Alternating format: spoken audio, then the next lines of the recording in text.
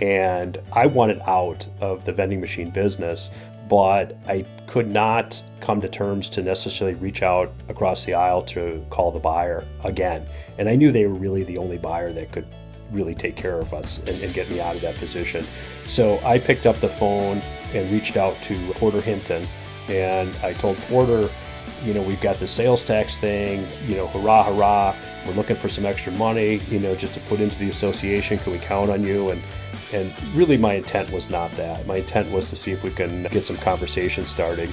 And that's exactly what happened. And Porter made a comment, hey, if you're ever looking at selling again, let us know. And it was kind of like, well, maybe, so. But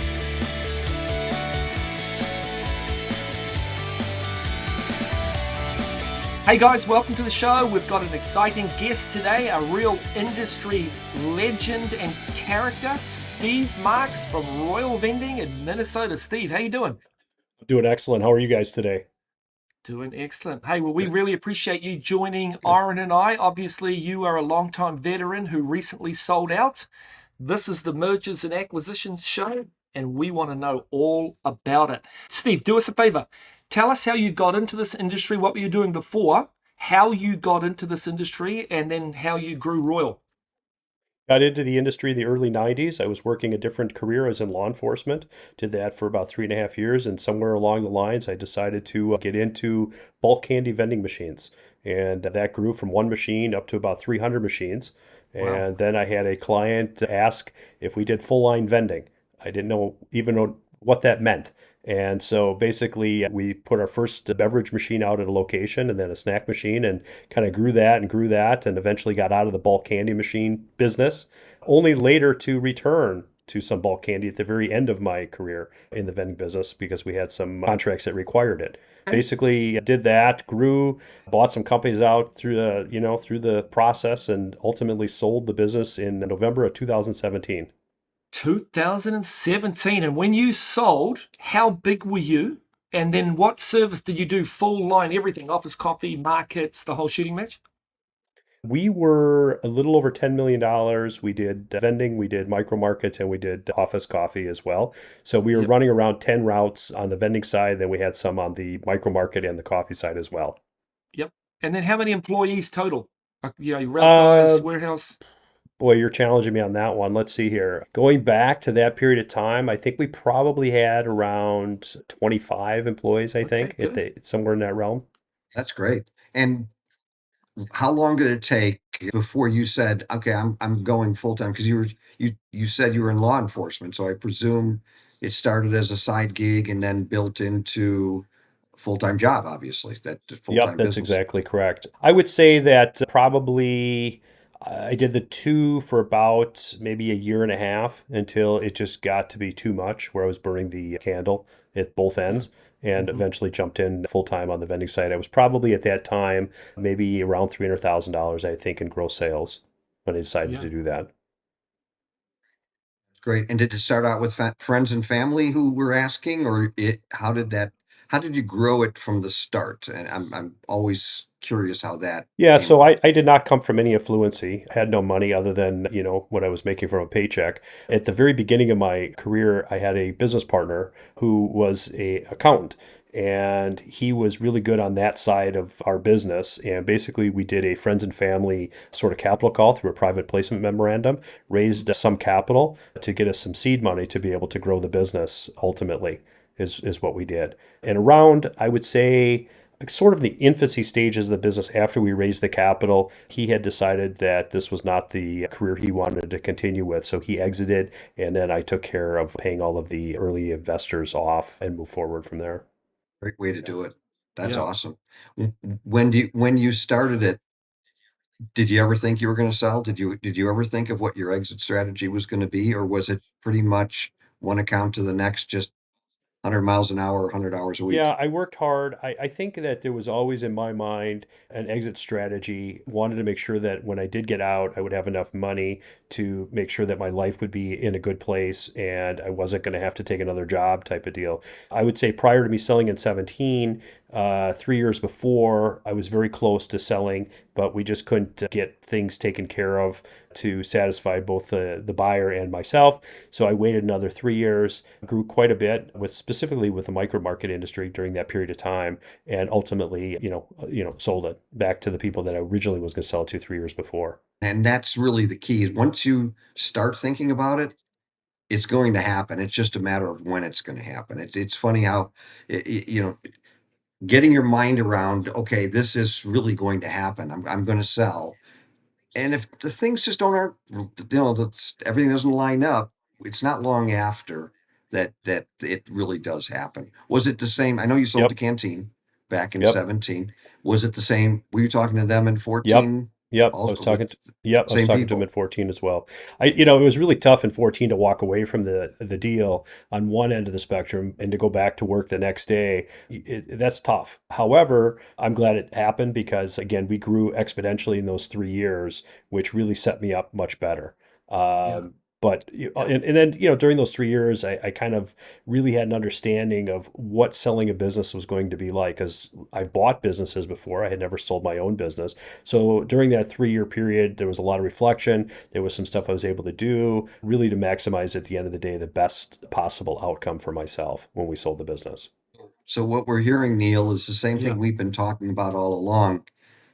Running your business like it's always for sale. And by going through the process and Yep. almost selling it, you understood where I'm presuming, Steve, you understood what the next chapter have to look like to get the maximum amount out of your business. And I presume changes, whether it was cost of goods or whether it was types of equipment or technology Contracts. or Yep. people, right? I mean, is that what I'm hearing, in that three Yeah, I think it years? was important. And I always ran the business in a way that if I was going to sell the business tomorrow, I wanted to make sure that, in a heavy capital intense business that I was going to recoup, the investment. And so that just sort of, resonated even further during those 3 year period where I was very cautious on capital investments, wanting to make sure that anything I decided to invest in, there was going to be a return on that investment. And it allowed me to just really refine what we were doing and allowed me to really just position the business, to sell. And we didn't run it down. I would recommend never for a company to do that. We always ran it as if we were going to be in business the next year, but we were just even more so cautious about how we were spending money. It comes down to pro forma. We've talked, Neil, about Yep. pro forma. What what's the cost of equipment? What's the labor going to look like? What's going to be the return? How much revenue? What's am I going to make Yep. money on it? It's not just about throwing equipment out. Am I actually going to make money before you start promising Yep. certain Hey, Yeah. and stuff? I'll Yep. throw something else out there too. Steve, you and I met many years ago when you dumped the management business because you realized you were spending way too much money and making less because management was taking that cut. And Orrin, is that having a lot of management business that you're not in ownership of when it comes to selling the company? Is that a big part of it as well? It is. It is. I won't mention who, but a national company bought somebody here in Chicago, and they had $15 million worth of Amazon business that 2 weeks after the sale, Amazon pulled it and gave Oh, it to somebody else. oh, And so that $25 million sale was 10 million. yeah. And so, yes, it's okay to take national business, but national business, and Steve, correct me if I'm wrong, you're not typically going to make as much. It's cash flow. You get a lot of cash, but it's not necessarily you're going to be making a lot of money. And the hook people get into is all of a sudden they're counting on that national business and they forget to take care of everything else. And if you lose one piece of national, Yes. your business is over. Yeah, I mean, we were, I think, at certain points of our career, certainly early on, way too heavily involved in management. At the time, Best Vendors, which subsequently sold to Canteen, is here in Minneapolis, right? So building that relationship was relatively easy, and we had a lion's share of business here up until they decided to buy Best Vendors. Around 2008, when everybody was feeling the pinch from the economy, we felt it extra hard because we left a very sizable contract with them. Subsequently, in 2009, I left some additional businesses. And I was very worried when we did that that. But, at the end of the day, we're in such a tight margin business. We were really making nothing. And it was the best decision at the time to step out of it. And it's as you know, it's not it's not volume. You got to have some actual cash flow coming through the doors. And that business just did not provide what we needed. Quick sponsor's message to help pay the bills. Running a refreshment company isn't easy. Hundreds of locations, thousands of machines, and tens of thousands of customers. Add frustrated facility managers and busy route drivers, and communication gets messy. Meet Zippy Assist, the communication platform built for refreshment operators. Customers text their issue. Zippy Assist captures it in the dashboard, responds automatically, and routes service instantly. Deliver better service and grow your revenue. Try Zippy Assist free today. Smiling because I had a business that I was involved helping to sell, and they had an Amazon location. And I said, "Are you making money?" "Yeah." And we went through the numbers, and there's so many hidden mini fees along the way that he was paying. When we broke it out, he said, I'm losing money. Yeah. And I'm going 7 days a week, and they're very difficult to work with. He got out of it. Truthfully, he got out of it and sold the rest of his business for more money because the Amazon was a drag on all the other numbers. So it worked out better for him. But it's cash flow. It's a lot of cash flow. Yeah, I think the management business is tough to work with. Number one, number two, sort of like customers. At the end of the day, they bring in some volume, but it depends on what you have to do for that volume. And for me, I didn't need plaques on the wall. I needed money in the bank. I needed to take care of my employees, my family, satisfy the bank. So that just was something that around 2008, 2009, we left all management. We had zero left in our portfolio, and we were a much better company for doing so. Steve, when you think back on your company, how involved were you on the day-to-day? So when you sold, was that an issue? Did you have a good team ready to go so that it transitioned I had well? an excellent team. I had a controller that was with me for 20 years, Rose. I had another gentleman, his name is Derek, and he was our general manager. Those two have done extremely well within Canteen as of today, and they were excellent. And so I was very fortunate to have really good people around me. I had good drivers, we had good service technicians. So we were very fortunate in that respect. And the nice part is I know Sam Yep. Steffen well, out at Canteen, Yep. good guy, good culture guy. He will always look when there's acquisitions in that neighborhood. What can he do for the people that are coming on board? I know he yanks a lot about it. He gets real nervous and buyers do this. You think about the angst of selling your business, Steve, the one you've built for 25 years ish. It's like a baby. It's like it's more than an asset at times, but you obviously recognized it's an asset. On the buyer side, are the revenues going to be there? Are we going to perform well? Are we going to retain people? Are we going to retain accounts? There's angst on both sides. And one thing Sam told me about Steve Marx was you were a fierce competitor, fierce competitor. He was anxious as to how the sale would go because he thought it was so tough to compete with Royal Vending. How was that going to go? But you were perfect. And that's the next question I have, because you introduced your people to him early. You talked to your folks on your team. You made sure that both were set up for success. Talk a little bit about that. Well, I had employees that were with me for a long period of time, became friends, broke bread with them. They helped build this empire that I had. I felt bad. I wanted to get out. I decided that I no longer wanted to continue with this, but I didn't want to leave these people high and dry. And so it was really important to, before actually even selling, to have some conversations knowing it was going to happen. I took a risk. Certainly the deal could have went south, but at the end of the day, it was for my, top people. I didn't let everybody in the company know, just a few handful of folks that I felt I could trust. I wanted to set them up for success, number one. And number two, outside of the financial aspects and the holdbacks that a buyer will do, I wanted to really make sure that Sam and his team were going to be as successful as they possibly could in this and have very, very minimal casualties from account losses or employees and so forth. So part of that is, you could approach this in a different way and you could be hostile when you sell. But at the end of the day, I looked at it as Canteen or the buyer is really doing what I'm asking them to do. They're paying me and I want to deliver for what they're paying me.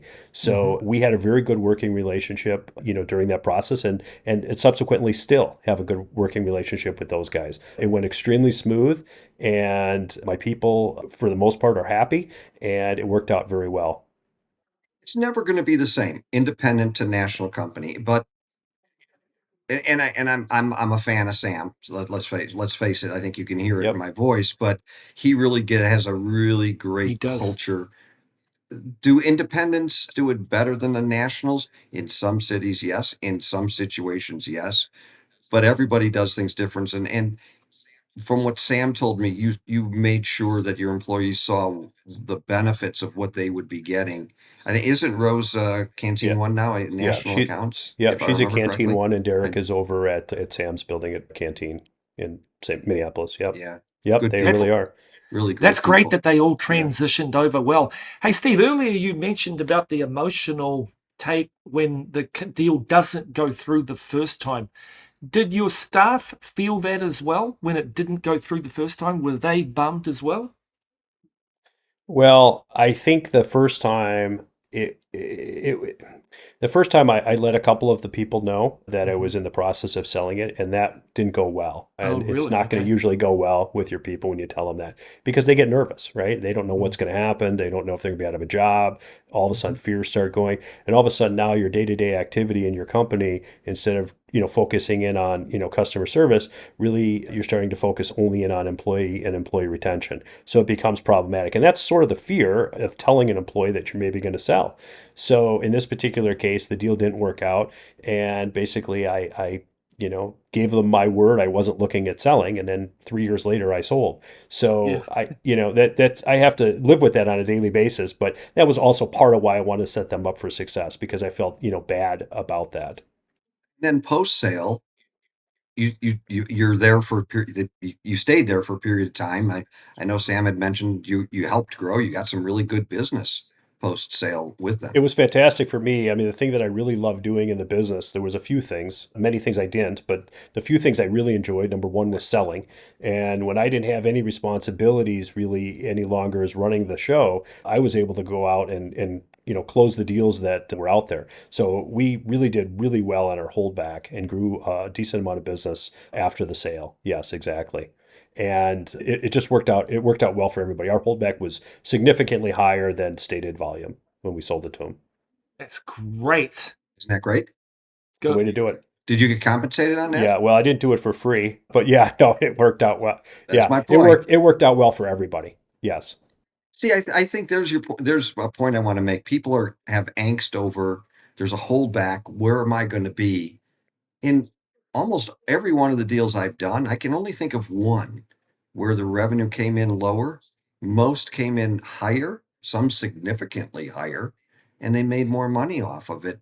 Companies who are buying companies are not out to screw anybody. They're not out to lose business. They want to pay in full. They'd actually pay higher than because everybody puts a little, there's always a number, an R factor for you're going to lose some business.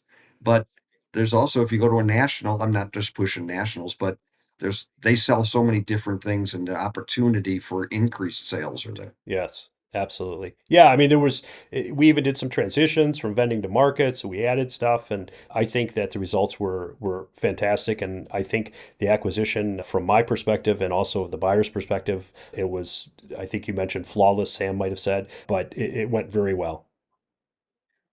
Yeah. Yeah. No, he seems real happy. Did you use a broker or did you do this on No, your I own? did this on my own. I initially had contact with a broker at one point, and I really didn't feel that I was getting what I was looking for. And so I had some other friends in the industry that had sold their business, and I was able to sort of get a lot of intelligence, things to do, things not to do, and so forth. So I feel like I did a good job. I think that there are those that probably should use brokers. It just depends on, their just aptitude. We know what we know. We run a vending company, but few of us have ever sold a vending company. So I think that I'm thankful to industry friends and others in the business world that sort of guided me through selling the business. It sounded like you checked your ego at the door. I mean, I say that with respect because sometimes people can't get beyond the big competitor, the major competitor, whomever you're selling to. You know what? Now we're trying to work together as partners, and egos sometimes get in the way of that, and that's where brokers. It sounds to me like you did really well with that, where others might not. Yeah, I mean, if you were a professional sports player and you get traded from one team to the other, you're playing for that new team, and that's just the way you do it. Great analogy. I think that's a great analogy. How long from the so when you started the second time and you said, okay, let's talk about this again, whether you approached them or they approached you, or we said, you know what, we were on a break. I think about the friends, right? Let's get rid of the break and let's talk again. 3 months, 6 months, 2 months. How long did it take to from the second point of conversation to Oh, close? from the second point of conversation. So after the 3 years, it was probably, I would say, I think it was probably around July, August of 2017, and we closed in November. And it was kind of funny how that whole thing happened because I was at the time the president of the Minnesota Automatic Merchandiser Council, and we just had gotten a massive sales tax bill passed that the governor signed. And I wanted out of the vending machine business, but I could not come to terms to necessarily reach out across the aisle to call the buyer again. And I knew they were really the only buyer that could really take care of us and get me out of that position. So I picked up the phone and reached out to Porter Hinton. And I told Porter, we've got the sales tax thing, hurrah, hurrah. We're looking for some extra money, just to put into the association. Can we count on you? And really, my intent was not that. My intent was to see if we can get some conversation starting. And that's exactly what happened. And Porter made a comment, hey, if you're ever looking at selling again, let us know. And it was kind of like, well, maybe, Yeah. So Funny. I didn't want to show him all my cards, but I was ready, definitely. I can see, Yep. Steve, your Yeah. salesmanship coming out here, man. That was a good little hook to get that Yeah. conversation rolling. I love it. That's Yeah. strategic. I'd call it Yeah, it strategic. was fantastic, Yeah. and and he's a fantastic person, and it just everybody I worked with. I'm not selling for Canteen by any means, but Porter, Shivani, Sam, all of the people that I dealt with throughout the process, they were all easy to work with, and just it was good. It was really good. Yeah. Yep. Yeah. And I'll go back to culture. The culture that Sam's built in that branch is fantastic. And he's taken a lot of people who've come in, route drivers, mechanics, and said, is this where you Right. want to be? And that's where people get nervous. What's going to happen to my employees or my people because they're my people? Certain locations, they say, what else? You don't want to be a mechanic. What do you want to Yep. be? And they're great customer service managers going out to call on accounts. They're who knows what they're doing. It's the opportunities are there. And the great thing, like Sam said, is you set everybody up for success and you did Yeah. it well. And he said that 2 or 3 times to me. I didn't know that you talked to him, so hopefully he didn't tell you any other bad information, any dirt on me. Oh, we're going to go on to Oh. page 2. No, actually what he's, I'm just kidding. What Sam said was he's really proud that he can still call you a friend. That's how he closed the conversation. Because I did a little background first since we were going to have this conversation. And he said, I'm proud that I can still call him a friend. Now you could Yeah. Can tell us you what do you that, really think of Steve? Sam at this point. Well, I think Sam is fantastic, and that's no kidding. Yeah. And we've gone out before, and, bars, dinners, done different things. He's a good dude. He keeps in contact with me. I keep in Good. contact with him, and no, everything is perfect. Yeah. That's It's great, great. man. Would you do anything different Would you do anything different if you think back over the years? Would you have done everybody's, hindsight, and you did well, you sold well, you grew a nice business. What would you do different, or what after the sale, if you think back, is there anything that you would have done differently? Um, nothing is coming to mind. I mean, I'm sure there are. We were heavily in technology. That I'm very happy that Yeah. we did that. Mhm. We did a lot of stuff in the marketing stuff, like with Neil over the years, as we I think we compensated our people well. I think we treated them well. We went after, I think the right accounts. We were not huge in the A customer list. We were big in the B and C in this market, which was, I think, still a good decision on our part, to do that. But nothing that's really coming to my mind. I think I was fortunate, made some really good decisions, had some really good people around me. So nothing that, again, is coming to my mind. I've got a very immature question, and I'm asking it because I did this myself. But Steve, you mentioned earlier that you'd never come from money. Yeah. When that ACH transfer hit the bank account, was it a double take? Well, what I could tell you is I'm sitting in my office. We have, I don't know, a team, 30, 40 people that came in from Canteen, and they're in my Okay. office in the building. They've taken everything over. Everything is signed. Everything is done. It's 10 o'clock, 11 o'clock, 1 o'clock. And at some point, I think it was Porter. I said, "Where is my money?" Because I hadn't seen it come in yet. And I'm like getting nervous. Like I just keep hitting my computer button, enter, enter, Yeah. enter. Where is this money? And Yeah. finally the number comes in, and that's an understatement. The Yeah. uh Totally. the feeling of the ultimate, Yeah. taking something that, you start from scratch, you build it up, a big conglomerate wants to buy it, you work Yeah. out the deal, it's a fair deal for both sides, you ultimately sell it, and like you said, you get that check, that ACH wire payment, whatever Yeah. comes in, Yeah. and that is a surreal feeling. I was on Yeah. cloud nine for days. It was Oh, fantastic. that is so. I got goosebumps. You I telling still me? think they need to do they need to do the golf one, where the big Yeah. check, and on every close, that ought to be delivered the day of close. I think, and every buyer should be doing that from now on, right? I Right. mean, take a picture with it, but as long as the money hits the account, that's all. It's funny you say that 30 people. I was, because I worked for Canteen for almost 10 years after selling the business, and there was a big acquisition in Chicago, and it was good size, and we had to count inventory and go out to accounts, and there was probably 80 to 100 folks, and the seller held everybody up because he wanted to change some language on the APA at the Oh last gosh. minute. We're outside for like an hour. I've got my overcoat on, I've got a suit and a tie, and everybody else, and everybody's just pacing. And somebody said, "I think, did you see anybody walk out the back door? They probably think immigration is here or something," because they wouldn't let us in the building till it was done. But it was quick. I mean, they bring a team in to do it right. So it's kind of Always funny say this, man. in that sense. America is entrepreneurial heaven, man. Think of an idea, believe in it, and just get out and get after it with a good attitude. And it's Steve. It seems like you had a great combination of all those skills. I think it was great. I wanted to get out for different reasons, but, did a lot of stuff in my tenure, did a lot of stuff from, Yeah. internally in the business to doing stuff in the industry. And, that's something too we didn't talk about, but, I would recommend operators to really get involved. I was involved, as I mentioned earlier, in the state board as a president. We got a huge thing passed with the sales tax, which was massive. Prior to that, I was on, and, the national board for 2 terms on Mhm. NAMA, and even before that, I was on the board of the BVA, which ultimately became the USG.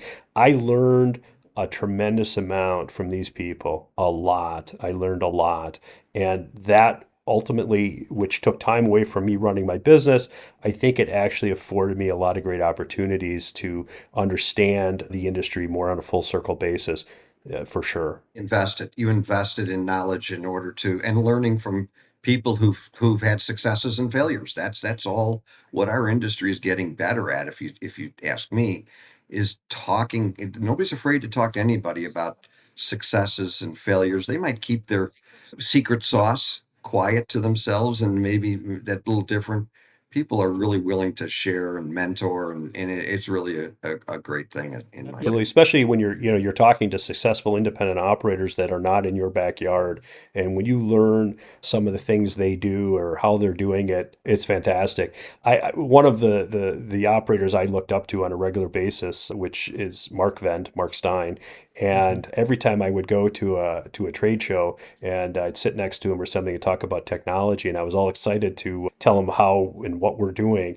I remember one time he says to me, are you guys doing the Google glasses? And I'm just like, I just can't compete with this guy. He was just so far ahead of everybody else. But I learned a lot from people like him and what they're doing, and ultimately taking a little bit from that, a little bit from this, and putting together, a really good business plan that really helped a ton for me. Yep. But you're big in technology, and so is he. There wasn't a piece of technology that he didn't want to be first to the table with. He wanted to be ahead of everybody. And I remember the Google Glasses story, and yeah, he was right there. I mean, he was trying anything Yeah, and I let him pilot all the stuff, and if it was successful, I would do it. Yep. Exactly. Talk about Yeah. post sale. What about post sale? What you've been doing? What are your thoughts? How easy was it? Difficult to transition, or you were so mindset was at a place that Did you you do a felt big good about trip everything? somewhere? Well, I did a trip. We went to Europe for a couple weeks with the Nice. family, so that was kind of nice. Post sale has been fantastic. It's been almost 8.5 years since we sold, and when I sold, I didn't know what I was going to do. I'm young. I figured I was going to do something. Didn't really know what it was. I've got education behind me, so I knew I could get a job if I wanted to. I've done things. I've consulted in the industry for several operators. I've done some M&As for some operators. I've worked outside of the industry as well, doing some consulting. So I do a little of that, but I don't work too hard. Not a lot of heavy lifting. My kids have gotten older. One is out of college, one is almost out of college, one is sort of in between. So still doing that. Went through a little bit of a hiccup in life, went through a divorce, which I didn't see coming, but it had nothing to do with the vending machine business at all. But wound up getting remarried to a wonderful gal. So I wind up traveling quite a bit and really have no stressors in life. It's wonderful. Good news all the Yeah. way around. Sounds like a very, very good success story. And we appreciate you Yeah. sharing all of this because it gives operators of all sizes thoughts about as they move through the industry and the years in the industry, what does it look like? And if you do decide to sell and it doesn't work out, doesn't mean you something 2, 3, 4 years down the line. And no egos. Just go straight forward. Absolutely. Yeah, I for love it. sure. Yep. Well, Steve, listen, man, we appreciate you taking the time out to come in here and join us. And hey, you're pretty good on camera, man. Maybe there's a future in some sort of a video show for you. It's possible. I'm a little, technology problematic today. My phone, as you know, didn't work. My computer didn't work. I'm on my wife's computer, and I can't even see you guys anymore, by the way. I am looking at a blank screen. So I'm hoping I'm looking good for you. Hey, well, I'll tell you what.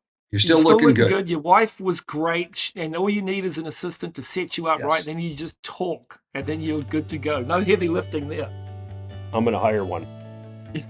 All right, Steve, we appreciate it, man. Thanks so Really much. great. Thanks, guys. Take care. Have a good day.